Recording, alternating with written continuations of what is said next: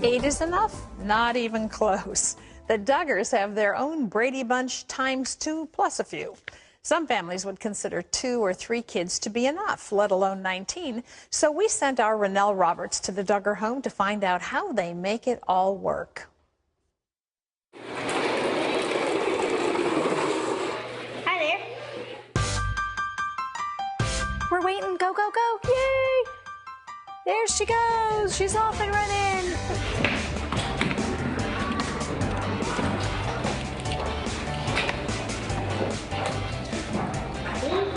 I think my phone is ringing all of a sudden. By now, you've probably heard of the Duggar family, Jim, Bob, Michelle, and their 19 biological children. There's Jana, John David, Jill, Jessa, Ginger, Joseph. They just began their 6th season of 19 Kids and Counting. Their hit reality show airs Monday nights on TLC at 10 p.m.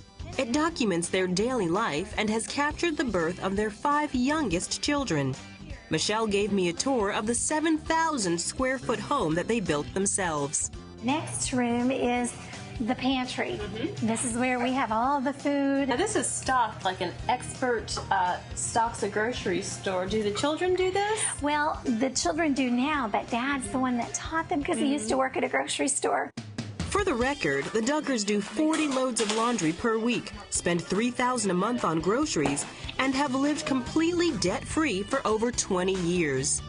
But there's no doubt that the first question most people ask them is, why have so many children? We had our first child, Josh, 4 years into marriage, and then I went back on the pill, and then I ended up getting pregnant while I was on the pill, and I lost that baby. I had a miscarriage, and at that point was when we really began to evaluate what we were thinking, and with our own hands, with our own lack of knowledge, we had destroyed our own baby, and that was devastating. We got on our knees and we cried out to God and we said, Father, forgive us and give us a love for children like you love children.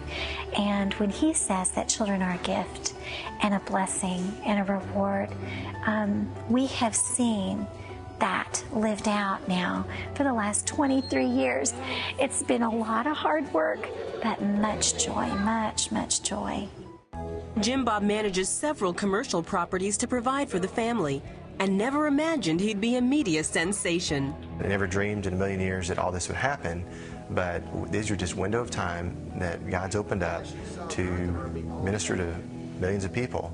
And our prayer is that many people will come to know the Lord and maybe to start a relationship with Christ and start making right choices with their life. This large household runs like a well-oiled machine, with each member pitching in. I have to go to all the bathrooms and get the laundry. They don't have a bucket, but my mom and dad do.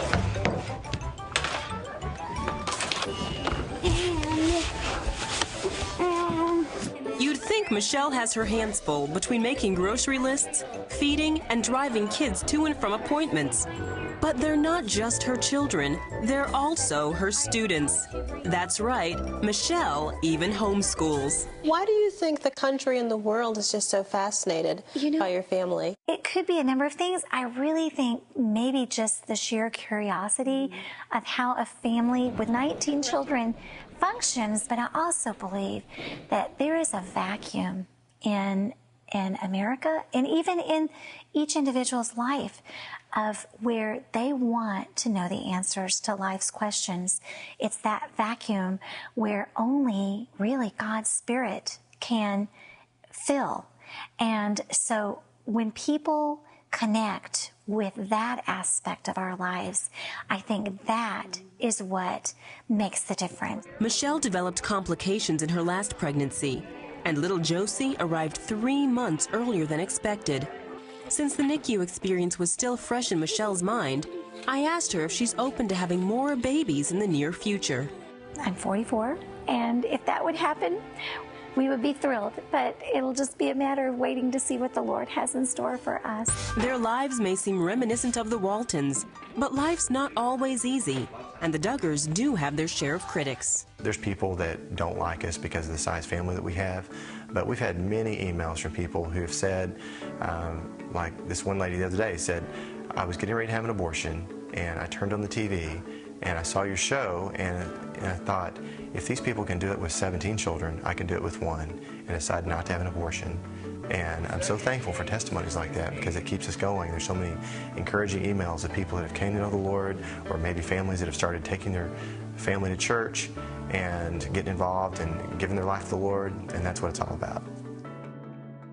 Jim Bob and Michelle Duggar are also the authors of a brand new book. This one is called A Love That Multiplies, and we welcome them to the 700 Club. Hello.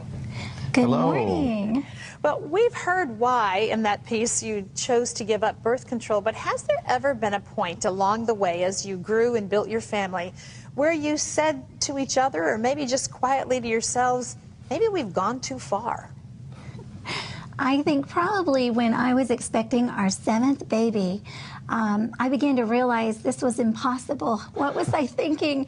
And yet, I think at that point, I remembered what a great man of God said: don't question in the darkness what God has shown you in the light. And I think those days of having 6 babies under the age of 5 was very overwhelming. But we continued to just love those children, train them, and teach them to love God. And now we are enjoying the fruit of all that hard work as we have these older children that love God and really have a servant's heart. You mentioned training. One thing that everyone notices about your family is that your children are incredibly polite. They're remarkably well behaved. Each one seems to pitch in. What have you done to be able to raise them in such a manner so that they really wind up I mean, when somebody's bringing cameras into your home, we are seeing your family as it is, and it never seems to be an issue. How is that so? Well, we feel like we always have lots of little ones that are still in training. Of course, all of us are. But our heart's desire from the very beginning, we felt like God really laid on our hearts to train our children 2 things that were most important in their life.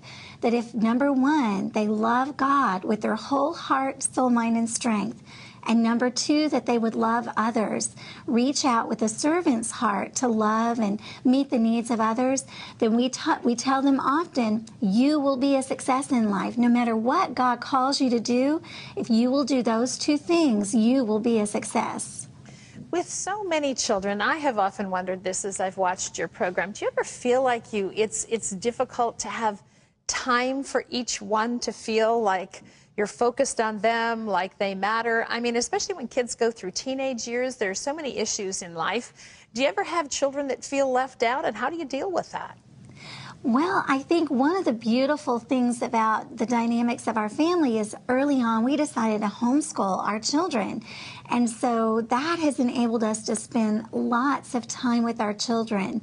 And then just when I'm working through a spelling test with one of them, we may come across a word and then it stirs something in their mind, and we begin to talk in a deeper conversation than just spelling words. And I think there are opportunities throughout the day that we purpose to go deep into their lives, and especially with those teenagers. Oh my, I think we sit up late nights in our room talking to those older children and just letting them share their hearts with Mom and Dad, because we tell them we are there to love you, to pray for you, to help you through those times, because we've been there ourselves. We know how it is, and so that's what we're here for, is to love them and to pray them through. Well, we asked our Facebook fans if they had any questions for you. So here's one from Jessica who says, Jim, how do you have so much patience with 19 kids? I only have 3 and find it very hard to keep calm all the time. Well, it's a daily challenge to try to have the right response when different situations happen. I mean, like, for instance, sometimes I'll find my tools laying out in the yard, you know, and they've been rained on and getting rusty or something like that. But it's not just at my house.